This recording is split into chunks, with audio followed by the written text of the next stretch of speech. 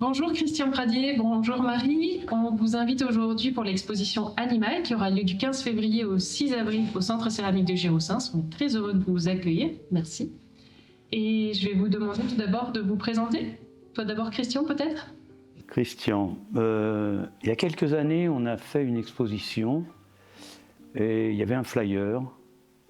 Il fallait écrire un petit quelque chose. J'avais dû broder autour de faire un jeu de mots entre terre, fer, voilà. Et Desjardins avait écrit Je n'ai rien à dire, tout ce que j'ai à dire est dans mes pièces.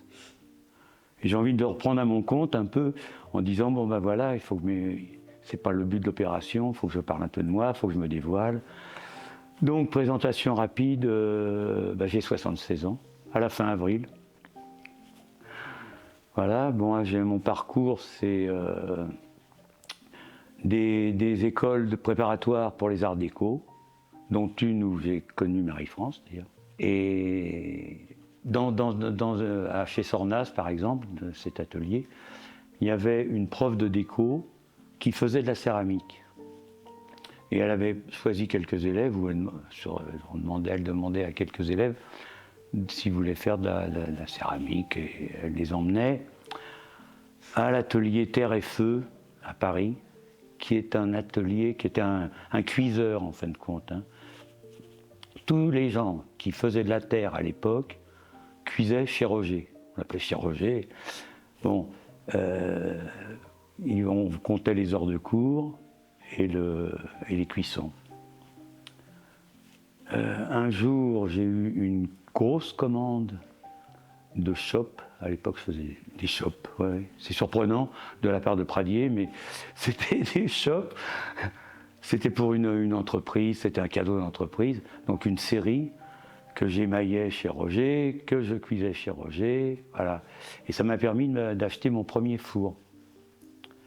Parce qu'à un moment, les cuissons me coûtaient tellement cher que Roger m'avait dit si tu veux, tu travailles pour moi. Et alors il avait un four électrique d'1 mètre cube et je cuisais pour les écoles, j'enfournais pour les écoles, les amateurs et tout ça.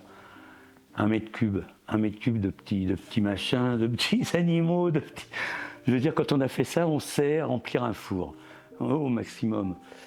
Voilà, donc avec ces travails des shops, ça m'a permis d'acheter mon premier four qui a été monté dans ma cave à Paris. On l'avait monté exprès, c'est un four d'occasion qui me sert encore de temps en temps. Et voilà, donc on est dans les années 72. 72, premier salon, premières expos, voilà. Salon des ateliers d'art, entre autres, qui permet de démarrer, de mettre le pied à l'étrier. Surtout qu'à l'époque, le salon, c'était le top. Dans tout l'artisanat, c'était le top. Bon, à l'époque, en céramique, il y avait Alain Girel, je crois qu'il est venu plus tard.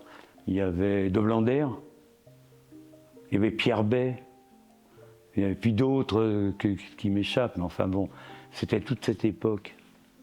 Donc très, très encourageante, quoi. Je suis là aussi, moi, modestement, avec mes petites pièces. Et donc ça a duré jusqu'en 77, parce que j'avais le four au fond d'un jardin, à la cave, et je cuisais la nuit à l'époque. L'électricité, c'était jour-nuit, donc ça coûtait. Alors c'était rigolo, parce c'était du côté de Montparnasse, il y avait des noctambules qui voyaient de la lumière, qui venaient, on buvait un coup, on discutait, c'était marrant. Voilà, et puis on a été délogé, là où on était, c'est vendu, on a été expulsé entre guillemets, dédommagé, et on est parti. Je suis parti avec femme et enfants sous le bras vers le sud-ouest, en dessous du 45e parallèle, voilà. Puis on est dans le Tarn-et-Garonne, donc depuis 77. Voilà. Depuis 77, tu as ton atelier céramique dans le Tarn-et-Garonne. 77. Ok. Ouais. Bon, ça fait déjà un beau bout de ma vie, ça. Ça fait déjà un bon bout de ta vie. Est-ce que tu veux te présenter aussi, Marie? Marie, peut-être? Oui, on continue Ah oui. la suite. La suite. Donc on est arrivé en 77, tu reprends le... Et après, ça a commencé avec la période chat. Oh, mais même bien avant. Déjà, bon, à l'époque, avant de... Bon, mes premières pièces, c'était des recherches de forme, entre guillemets. J'avais été séduit par J'avais vu dans une galerie Yves Moïse. J'avais été fasciné par son travail. Enfin, ça m'avait... Donc j'étais parti un peu dans ces recherches de forme, un peu design. C'est un peu pompeux, ça. Voilà, et utilitairement, c'était des pieds de lampe. Je faisais des pieds de lampe. Et Marie, déjà, me faisait les abat-jours en tissage. C'était l'époque. Hein. Ouais, c'était grande époque. Attends, déjà à Paris, je commençais déjà à teindre la laine, à faire les teintures, les mélanges, les couleurs, et ça séchait sur un balcon. Alors quand on est arrivé à la campagne, c'était super parce que je pouvais m'étaler partout avec le métier à tisser, et voilà. Donc on travaillait tous les deux un peu comme ça, puis après ça démarrait la grande période des chats. Alors après, ça a été les chats, oui. Donc j'avais ma production de design, hein, des vases, des pieds de lampe, des formes. Je travaillais dans l'atelier, on est toujours amoureux des chats. Et on avait toujours des chats. J'avais des chats qui venaient travailler avec moi, entre guillemets, voilà. Et donc j'avais fait des petits croquis, des petites maquettes de chats, comme ça. Et j'ai dit, tiens, ce serait marrant de les présenter au salon. Donc sur un stand où il y avait toutes mes pièces, il y avait 3 petits chats dans un coin. Et ça a été un démarrage incroyable commercialement. Alors, il va falloir que je les moule, voilà. Donc j'ai fait les moulages, j'ai fait les tirages. Je savais pas où j'allais. Ça a duré 20 ans. Avec une grande étiquette dans le dos, Pradier les chats. Les gens encore me disent, ah les chats, vous vous rappelez, j'ai des chats. Et je reçois des mails en disant, il y a un chat signé Pradier, est-ce que c'est vous?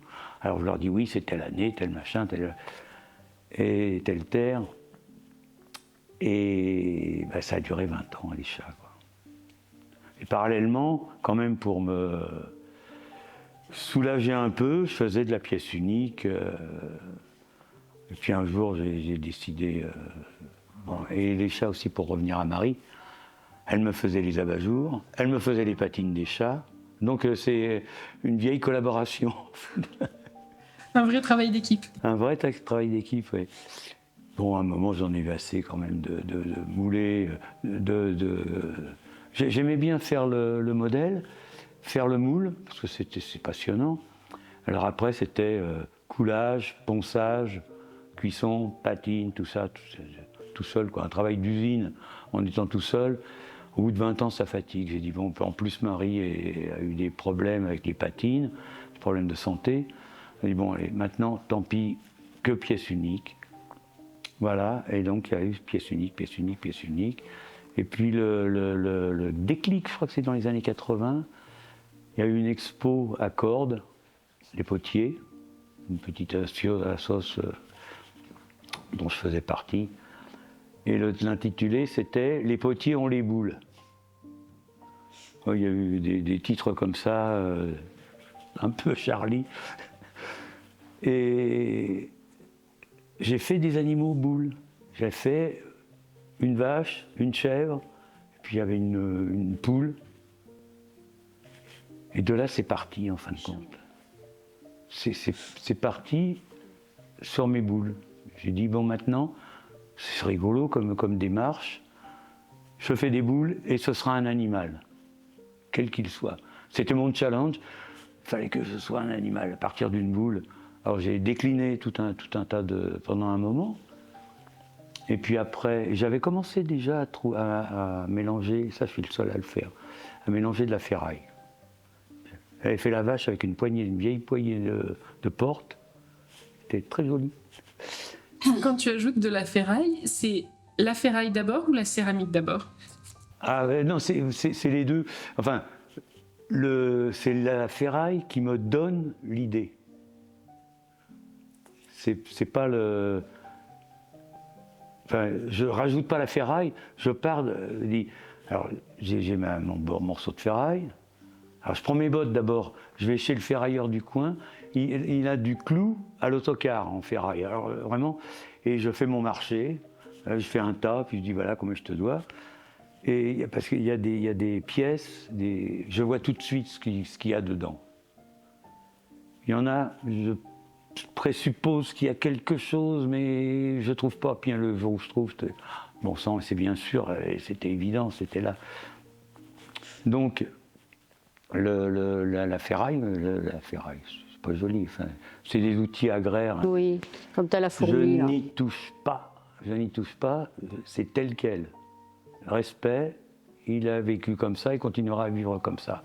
Je ne vais pas le cirer, ni le patiner, ni le nettoyer, il faut qu'il soit comme ça. C'est à moi d'adapter la terre avec. Donc de choisir la couleur de ma terre en fonction de... Et puis voilà. Après, il y a toute une démarche qui fait que... Alors je pars d'un croquis, un petit croquis, je fais une petite maquette, et puis après, je pars et je me laisse aller et j'équilibre la ferraille.